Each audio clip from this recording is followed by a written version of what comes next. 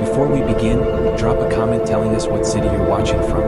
And when the story ends, don't forget to rate it from 0 to 10. Be sure to follow our channel for more emotional and inspiring stories. Now settle in, because this moment changes everything. Ethan Hale hadn't set foot in Ridgewood in 6 years, not since he walked away from the life and the woman he once imagined forever with. His assistant thought he returned for a property deal. His colleagues believed he wanted to expand his empire. But the truth, the one he never said aloud, was that something inside him demanded he come back, as if unfinished pages kept pulling him home. The town looked smaller than he remembered, quieter, almost too peaceful for someone who had taught himself to survive in boardrooms filled with sharp minds and colder hearts. Yet as he walked through the familiar streets, a strange unease followed him, like a whisper brushing the back of his mind. And then it happened. Outside a little bookstore painted in soft blue, he froze mid-step. A woman stood beside the display window, brown hair pulled back, gentle features he once memorized without trying. Emma. His ex-wife. The one he'd let go because timing had been unkind. But what stole his breath wasn't her. It was the small boy holding her hand. A boy with soft dark hair, a curious gaze, and Ethan's exact same eyes. The same shape. The same intensity. The same quiet way of observing the world. A 5-year-old child. His heartbeat slammed against his ribs, the noise in his head fading until only one impossible, earth-shaking question remained. Why does that child look exactly like me? Ethan didn't even remember crossing the street, only the sudden tremor in his breath as Emma instinctively pulled the little boy closer, her fingers tightening around his small hand. For a moment, it felt like the world shrank to the space between them, like every unsaid word from 6 years ago had risen to the surface all at once. He expected her to look away, to turn, to walk off like strangers do. But she didn't. Her eyes met his, wide, guarded, carrying a mix of disbelief and something he hadn't seen in years, worry. Emma? His voice barely made it out, rougher than he intended. She didn't respond, only gave the child a soft, practiced smile, the kind mothers use when they're trying to hide their own trembling. The boy tugged her sleeve, pointing at something behind him, completely unaware of the silence charged between the adults. Ethan felt a strange pressure in his chest as the child shifted slightly, giving Ethan a full view of his face. The resemblance wasn't just there. It was undeniable. Striking. Immediate. Who was this boy? Before he could say anything more, Emma gently guided the child toward the shop's entrance, almost as if shielding him from a storm she saw coming. Ethan stepped forward without thinking, drawn by a mix of confusion and an ache he didn't understand. But just as he reached the door, Emma glanced over her shoulder, her voice low but steady. Ethan, please. Not here. It was the way she said his name, soft, almost fragile, that stopped him.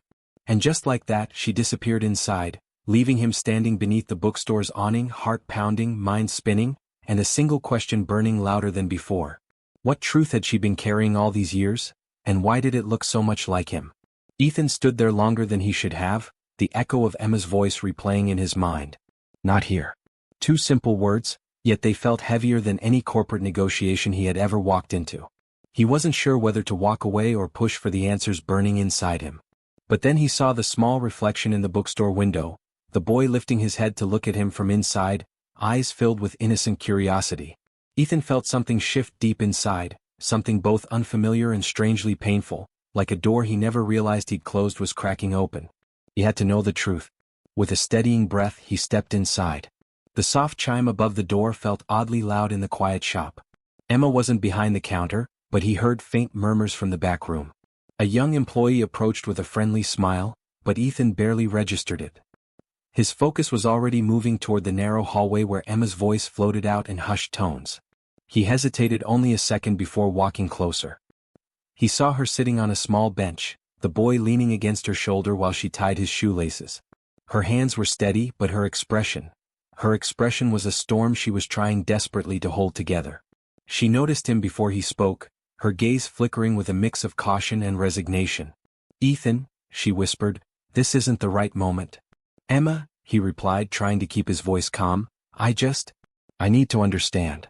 The little boy looked up then, his bright eyes shifting between them. And something about the way he tilted his head, so familiar, so unintentional, tightened Ethan's throat. The urge to speak, to ask, to finally know the truth rose again. But Emma gently placed a hand on the child's back and said softly, almost pleadingly, Please, give me one day. And suddenly, waiting felt impossible, yet walking away felt unthinkable. Ethan didn't understand how he managed to leave the shop without demanding every answer right then and there. One day, she had asked for one day, yet the hours already felt like they were stretching into years. He walked through Ridgewood aimlessly, unaware of the greetings, the curious stares, the whispers that recognized the once local boy who'd become a millionaire. His mind stayed locked on the same thought. Why would Emma need a day unless the truth was something that could break him? By evening, he found himself standing outside the old lakeside pavilion, a place he hadn't visited since he was young. The soft orange glow of the setting sun spread across the water, but even the calm scene couldn't steady the storm inside him. Every memory of Emma returned uninvited. Her quiet strength, the plans they once made, the dream of a family they'd lost when life pulled them apart. A sudden voice behind him snapped him out of his thoughts. "I thought I'd find you here."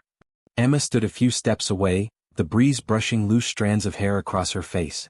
She looked hesitant, as if unsure whether she should step closer or retreat. And for the first time since he returned, Ethan noticed the subtle exhaustion in her eyes, like someone who had carried a heavy truth for far too long. "You asked for a day," he said quietly. "It hasn't even been 12 hours. "I know," she whispered. "But I also know you wouldn't sleep tonight, and neither would I." Ethan took a slow breath, studying her expression. "Is he?" Emma's eyes glistened. She looked down, pressing her fingers together before meeting his gaze again, this time with a strength that made his heart tighten. "There's something you need to hear. But I ask you for one thing, listen to all of it before you decide what to feel." Her voice shook slightly, not from fear but from the weight of what was coming. And in that moment, Ethan knew the truth waiting behind her words might change everything he believed about the past, and everything he thought he was ready for now. Emma walked past him and sat on the wooden bench overlooking the lake, the same bench where they once planned a future that life never allowed them to reach. Ethan followed slowly, every step tight with anticipation. The silence between them wasn't cold, just full, like a room holding years of unsaid things. When she finally spoke, her voice carried both strength and vulnerability. "After you left," she began softly, "I tried to rebuild everything I lost. You, us, the dreams we buried when our paths split." She paused, fingers trembling slightly as she clasped them together. 3 months later, I found out I was expecting." Ethan's heartbeat stumbled. The world didn't tilt, it stopped. Emma continued, her eyes fixed on the water as if the reflections there could steady her. "I wrote you a letter. Several, actually. Every time I tried to send them, the reality hit me. You were already becoming someone the world talked about. Someone important. Someone moving faster than I ever could." She swallowed. "I didn't want you to think I was suddenly trying to pull you back." "So you never told me," Ethan murmured, disbelief and ache intertwining. "I didn't hide him out of anger," she said quickly. "I hid him out of fear. Fear of disrupting your dreams. Fear you'd feel trapped. Fear you wouldn't want him if you had no choice in the timing." Her voice tightened as she added, "And then he was born, and he looked so much like you that every day became a question I couldn't answer." Ethan stared at her, overwhelmed. "Emma, I deserve to know." "You did," she whispered. "But I was scared that telling you too late would break something in both of us. And now I don't know what you'll feel. That's why I asked for time. I wanted to tell you when I was strong enough to accept any reaction you might have." She finally turned toward him, eyes full of a truth that left no room for doubt. "He's your son, Ethan. And he's the best thing that ever happened to me." Ethan didn't move at first. The words settled into him with a force so quiet yet so powerful that he felt his breath falter. "My son." The phrase replayed through every corner of his mind, reshaping the last 6 years in ways he never could have imagined. He opened his mouth to speak, but no sound came, because no reply felt big enough to meet the truth she had carried alone. Emma looked away, misreading his silence as rejection. "I know this changes everything," she whispered shakily. "And I understand if you're upset or confused or if you need distance. I won't ask anything of you. He's grown in love and peace. I don't want to disturb that." But it was those words, distance and peace, that finally pushed Ethan to move. He knelt slightly so he could meet her eyes directly, his voice steadier than he expected. "Emma, I don't want distance. I want to understand him. I want to know him. I want to know every year I missed." His words came out slower, rawer. "I'm not angry. I'm overwhelmed and scared. But I'm here. I'm not running." Emma blinked fast, emotions building behind her expression like a rising tide. "He's a good boy," she murmured. "He deserves someone who chooses him." And I choose him, Ethan said without hesitation. Not because of responsibility, but because he's mine.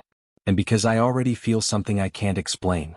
Just then, soft footsteps approached from behind. They both turned. The little boy, her son, their son, walked toward them with a small backpack bouncing against his shoulders, eyes bright with curiosity. He didn't know the truth spoken under the fading sunlight, didn't understand the storm that had reshaped two adult hearts. He simply stopped in front of Ethan, studying him with that familiar, thoughtful gaze. "Mommy, is he your friend?" the boy asked. Emma hesitated, but Ethan smiled gently and answered instead, voice warm enough to steady the moment. "I'd like to be," he said softly. "If you'll let me."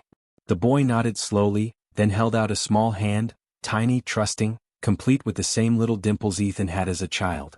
Ethan took it, feeling a shift within him so deep it felt like a new beginning. Emma exhaled, shoulders finally loosening, eyes softening with relief and something brighter. Oh. In that single moment, by a quiet lake at dusk, a truth that had been hidden for years grew into something unexpected, powerful, and life-changing. Not a reunion filled with anger. Not a confrontation torn by regret. But the first step toward something new. A chance to rebuild. A chance to heal. A chance to become a family in the way life once denied them, only now with a deeper understanding of what truly matters. And as the boy's small fingers curled around his, Ethan knew one thing with absolute certainty. Some miracles don't arrive when life is perfect. They arrive when you're finally ready to hold them.